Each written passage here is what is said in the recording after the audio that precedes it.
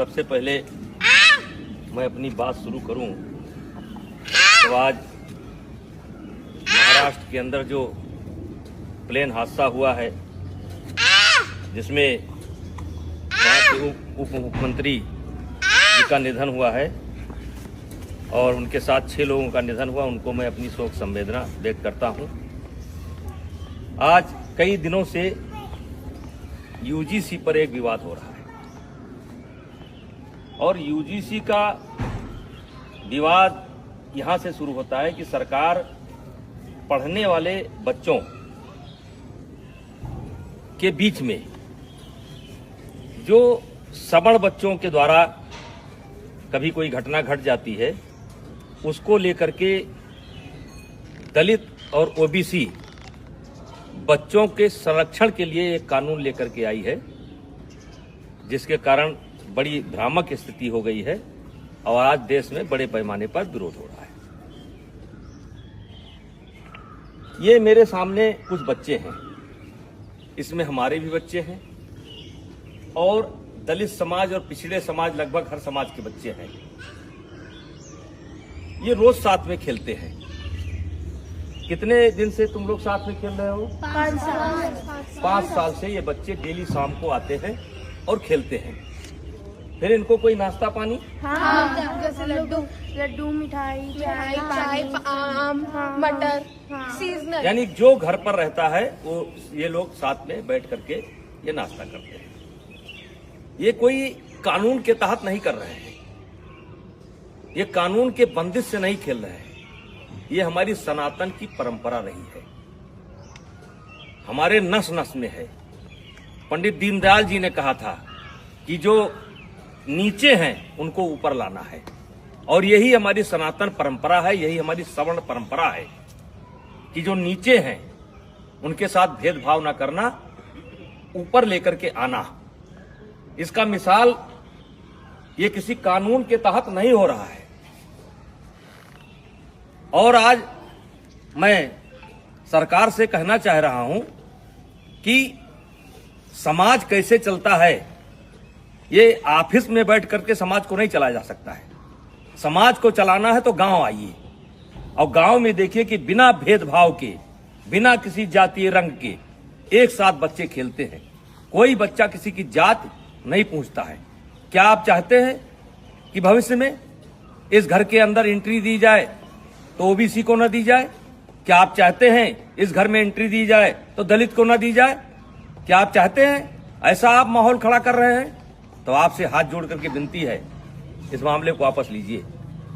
और मैं अपील करना चाहता हूं, सवर्ण समाज से अपील करना चाहता हूं कि इसमें संपर्क करिए ओबीसी के लोगों से। ओबीसी समाज के जो समझदार लोग हैं उनसे संपर्क करने की जरूरत है।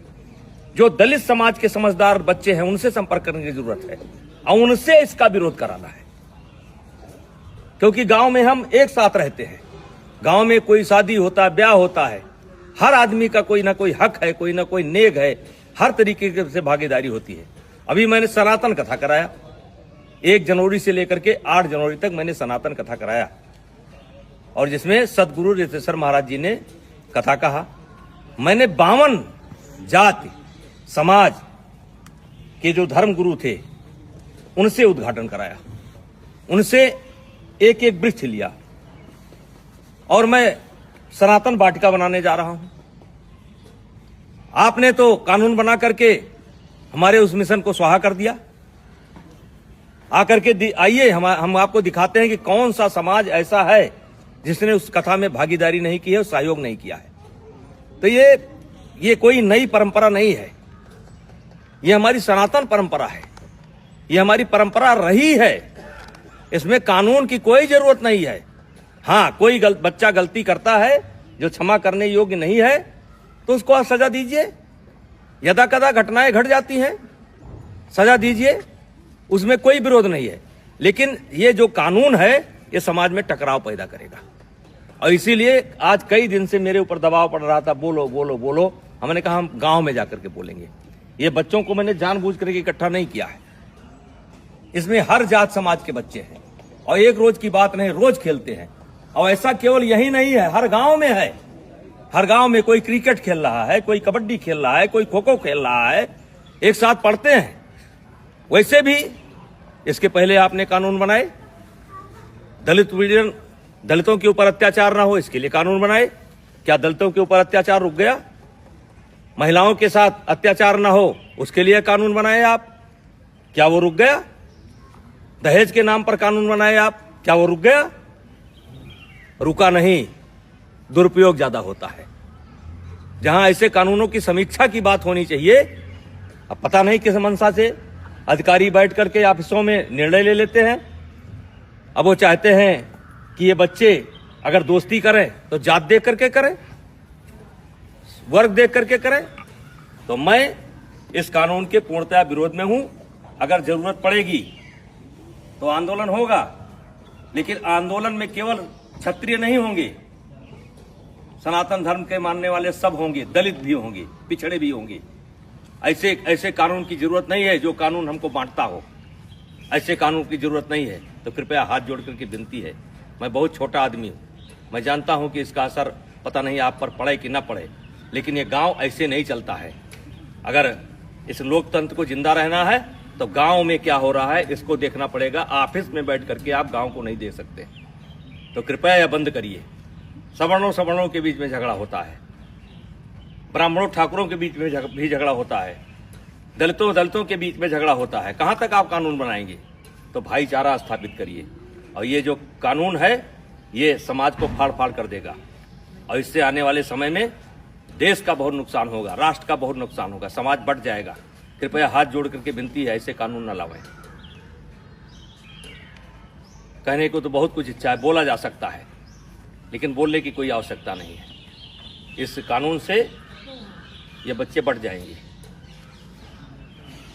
ये जात देख करके दोस्ती करेंगे। कितने साल से आते हो तुम लोग? 5 साल से आते हो। और कुछ नाश्ता पानी मिलता है? हैं? खेलते हो? तो मैं जो लोग भी लेकर के आए हैं उनसे कहना चाहता हूं कि ये कानून आपका समाज में भेदभाव पैदा करेगा और ये बच्चे बढ़ जाएंगे, और ये देश के लिए अच्छा नहीं होगा। और मैं इस कानून में, वैसे मैं एबीपी का बयान देख रहा था, संतुलन की बात की गई है। इस कानून में संतुलन नहीं है। आपने एक पक्ष को अपराधी बना करके खड़ा कर दिया है, और वकील का भी मौका नहीं दिया कि इनका वकील कौन होगा। तो जो गलत करता है उसको सजा मिलनी चाहिए, चाहे क्षत्रिय समाज का हो, चाहे ब्राह्मण समाज का हो, चाहे किसी समाज का हो, वो सजा का हकदार है। उसका कोई समर्थन नहीं करेगा, हमारा कोई समाज समर्थन नहीं करेगा। लेकिन आप ये बच्चों में भेदभाव मत पैदा करिए, स्कूलों में भेदभाव मत पैदा करिए। और मैं फिर अपील करना चाहता हूं, दलित समाज के बच्चों को, जो पढ़े लिखे बच्चे हैं उनको अपील करना चाहता हूं, ओबीसी समाज के बच्चों को अपील करना चाहता हूं। ये देश हम सबका है, और इस देश में सौहार्द बनाए रखना हम सबकी जिम्मेदारी है। तो कृपया ऐसे कानून का समर्थन न करें। धन्यवाद।